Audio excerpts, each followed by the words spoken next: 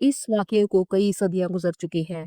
उस वक्त की सुपर पावर रोम के एक महल में एक ईसाई काहिन कबीला के सरदार से बात करते हुए अपने खदशात का इजहार करता है कि लोग हजरत ईसा के नबी होने का इनकार करने लगे हैं और आहिस्ता आहिस्ता इन मुनकरीन की तादाद में इजाफा हो रहा है।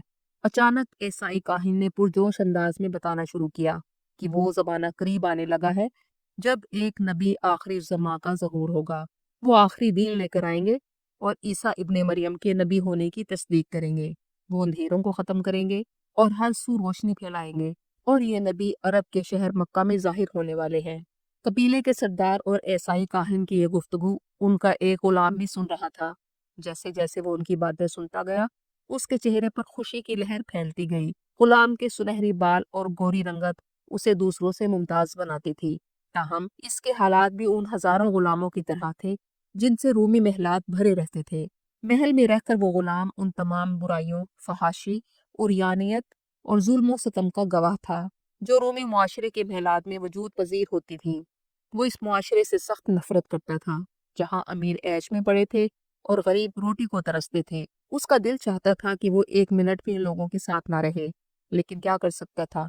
वो तो गुलाम था और गुलाम की कोई मर्जी नहीं होती। वो उन हजारों गुलामों में से एक था जिसे जबरदस्ती पकड़कर गुलामों के बाजार में फरोख्त कर दिया गया।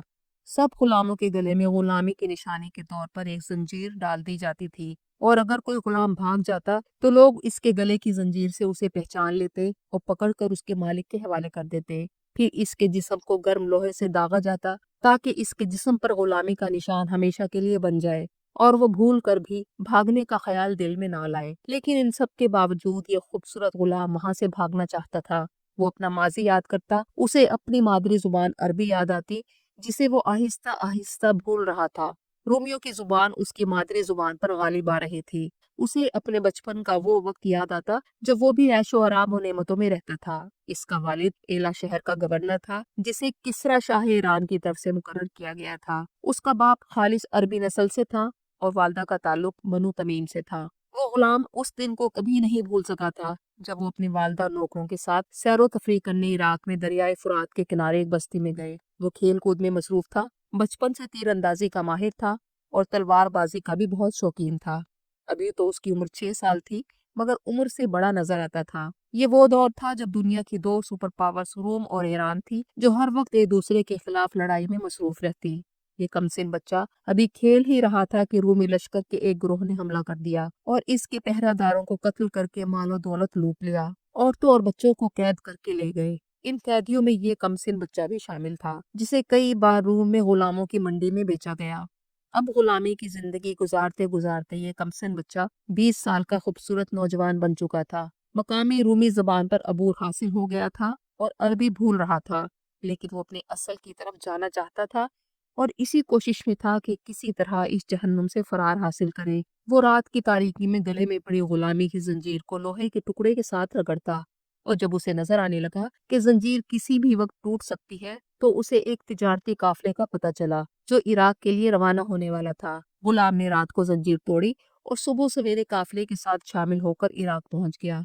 लेकिन वो इस सरजमीन की तरफ जाना चाहता था जिसका नाम ईसाई काहिन ने मक्का बताया था। इस नौजवान ने मक्का के उस बंजर पहाड़ी इलाके का रुख किया और एक लंबी जद्दोजहद के बाद मक्का पहुंच गया। सुनहरी रंगत और सुर्ख बालों वाले इस नौजवान का नाम हजरत सुहेब रूमी रजी अल्लाह अन्हु था और कुनियत अबू यहया थी। रूमी जुबान अरबी जुबान पर गालिब आ चुकी थी, लिहाजा मक्का वालों ने उन्हें सुहेब रूमी कहना शुरू कर दिया और रूमी ना होने के बावजूद आज भी दुनिया उन्हें सुहेब रूमी के नाम से जानती है। मक्का में मेहनत मजदूरी करके हजरत सुहेब रूमी ने कुछ रकम जमा की और मक्का में अब्दुल्ला बिन जुदआन की जेर कफालत तिजारत शुरू कर दी और जल्द ही उनका शुमार मक्का के अमीर तरीन ताजरों में होने लगा। तिजारत के साथ साथ सुहेब रूमी अपने मकसद हक की तलाश को नहीं भूले थे। एक दफा एक तिजारती सफर पर गए। जब वापिस आए तो लोगों ने बताया कि मक्का के एक शख्स मोहम्मद बिन अब्दुल्ला ने नबूवत का दावा किया है। वो लोगों को नेकी करने की तलकीन करते हैं, बुराइयों से मना करते हैं और बुतों की पूजा से रोकते हैं और एक अल्लाह पर ईमान लाने की दावत देते हैं और मक्का के लोग उन्हें उनकी खूबियों की वजह से सादिक और अमीन कहते हैं। हजरत सुहेब रूमी ने सवाल किया कि उनसे कहाँ मिला जा सकता है। ان دنوں رسول اللہ صلی اللہ علیہ وآلہ وسلم صفا پہاڑی کے دامن میں واقع ارقم بن ارقم کے گھر کو دعوت اسلام کے لیے خاموشی سے استعمال کر رہے تھے، جس نے پتہ بتایا اور ساتھ یہ بھی کہا کہ جب سے انہوں نے نبوت کا دعویٰ کیا ہے قریش ان کے سخت مخالف ہو چکے ہیں۔ خیال سے جانا کہیں قریش کو پتہ نہ چل جائے، اسلام قبول کرنے والے کو وہ خوب مارتے ہیں اور تنگ کرتے ہیں، اور تمہارا تو کوئی قبیلہ بھی نہیں جو تمہاری معاملت کرے۔ حق کے متلاشی حضرت صہیب رومی ایک دن دارالارقم پہنچ گئے۔ گھر میں داخل ہونے لگے تو عمار بن یاسر نظر آئے۔ دونوں کی منزل ایک ہی تھی۔ رسول اللہ صلی اللہ علیہ وآلہ وسلم کی خدمت میں حاضر ہوئی۔ آپ نے دونوں کو گلے لگایا اور اکٹھے ہی کلمہ پڑھایا۔ دونوں نے ایک ہی دن ایک ہی وقت اسلام قبول کیا۔ جب مسلمانوں پر قریش مکہ کے ظلم و ستم حد سے بڑھ گئے تو رسول اللہ صلی اللہ علیہ وآلہ وسلم نے اللہ کے حکم سے صحابہ کرام کو پہلے حبشہ اور پھر مدینہ ہجرت کرنے کا حکم دیا۔ لوگ آہستہ آہستہ اپنے حالات کے مطابق ایک ایک کر کے مکہ سے ہجرت کر کے مدینہ جانے لگے۔ حضرت صہیب رومی کی دلی خواہش تھی کہ وہ اللہ کے رسول کے ساتھ ہجرت کرے، لیکن اللہ کو ابھی ان کے ایمان کا امتحان مقصود تھا۔ جب رسول اللہ صلی اللہ علیہ وآلہ وسلم اور حضرت ابو بکر صدیق اللہ کے حکم سے مکہ سے ہجرت کر کے مدینہ تشریف لے گئے تو مکہ میں موجود مسلمانوں پر قریش نے ظلم و ستم کے پہاڑ توڑ دیے۔ ان میں حضرت صہیب رومی بھی شامل تھے۔ یہ مالدار تو تھے لیکن ان کا مکہ میں کوئی خاندان یا قبیلہ نہ تھا جو انہیں عرب کے قبائلی نظام میں سپورٹ کرتا۔ مشرکین نے مکہ کی ان کی جاسوسی کے لیے کچھ لوگ مقرر کر دیے تاکہ یہ ہجرت نہ کر جائیں۔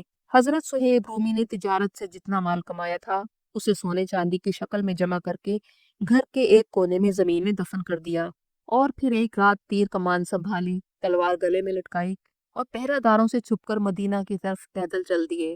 ابھی زیادہ دور نہیں گئے تھے کہ پہرے داروں کو خبر ہو گئی۔ فوراً گھوڑوں پر سوار ہو کر آئے اور صہیب رومی کو گھیرے میں لے لیا۔ آپ ایک اونچے ٹیلے پر چڑھ گئے اور للکار کر کہنے لگے کہ تم اچھی طرح جانتی ہو کہ میں تم سب سے زیادہ ماہر تیر انداز ہوں۔ اگر تم میری طرف بڑھنے کی کوشش کرو گے تو میں تم میں سے ایک ایک کو موت کے گھاٹ اتار دوں گا، اس لیے بہتر ہے میرا راستہ نہ روکو اور مجھے جانے دو۔ قریش کہنے لگے، اے صہیب، تم ہمارے درمیان غریب آئے تھے، پھر تم نے یہاں دولت کمائی، ایسا کیسے ممکن ہے کہ تم اپنا مال اور اپنی جان دونوں سلامتی کے ساتھ مدینہ لے جاؤ؟ حضرت صہیب رومی نے یہ سن کر کہا، اگر میں تمہیں اپنا سارا مال دے دوں تو کیا تم مجھے جانے دو گے؟ انہوں نے کہا، ہاں، پھر ہم تمہارا راستہ نہیں روکیں گے۔ آپ نے انہیں اپنے گھر کی وہ جگہ بتائی جہاں مال دفن کر کے آئے تھے، تو انہوں نے آپ کا راستہ چھوڑ دیا۔ حضرت صہیب نے اپنی تمام دولت، جائیداد، سونا چاندی اللہ کے رسول کی محبت کی خاطر ٹکرا دی اور خالی ہاتھ مدینہ کی طرف چل پڑے۔ طویل سفر کے بعد جب مدینہ پہنچے تو رسول اللہ صلی اللہ علیہ وآلہ وسلم نے آپ کو دیکھ کر محبت سے گلے لگا لیا اور 3 دفعہ فرمایا، اے ابو یحییٰ، تمہارا سودا منافع بخش رہا۔ یہ جملہ حضرت صہیب کے لیے ایک اعزاز نبوی تھا۔ ان کا چہرہ خوشی سے چمک اٹھا اور فوراً کہا، اللہ کی قسم، اس واقعے کا میرے علاوہ کسی کو علم نہ تھا۔ یہ یقیناً حضرت جبرائیل علیہ السلام آپ کو بتا کر گئے ہیں۔ اور پھر حضرت جبرائیل امین وحی لے کر حاضر ہوئے۔ سورۃ البقرہ کی آیت نمبر 207 نازل ہوئی، اور انسانوں میں سے کوئی ایسا بھی ہے جو اللہ کی رضامندی حاصل کرنے کے لیے اپنی جان بھی بیچ ڈالتا ہے، اور اللہ اپنے بندوں پر بڑا ہی شفیق ہے۔ مدینہ میں حضرت صہیب رومی رضی اللہ عنہ رسول اللہ صلی اللہ علیہ وآلہ وسلم کے انتہائی قریب ہو گئے۔ آپ کا صحابہ کرام میں نہایت اعلیٰ مقام اور مرتبہ تھا، اور رسول اللہ صلی اللہ علیہ وآلہ وسلم بھی آپ سے محبت فرماتے۔ ان کے مزاح اور خندہ پیشانی نے سب کے دل جیت لیے۔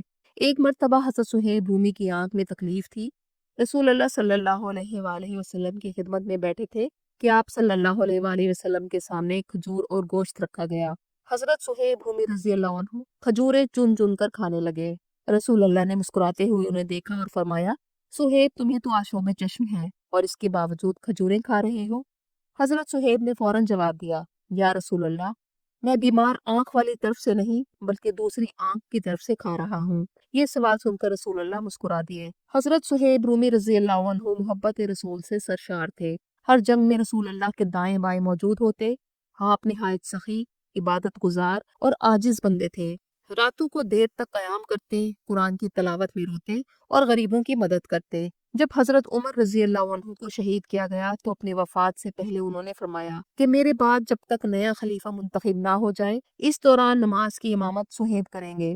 چنانچہ آپ نے کئی دن تک مسلمانوں کی نماز کی امامت کروائی، یہاں تک کہ خلافت حضرت عثمان کے سپرد ہوئی، آپ کا انتقال خلافت عثمان کے دور میں 38 ہجری میں مدینہ منورہ میں ہوا۔ اس وقت آپ کی عمر 73 برس تھی۔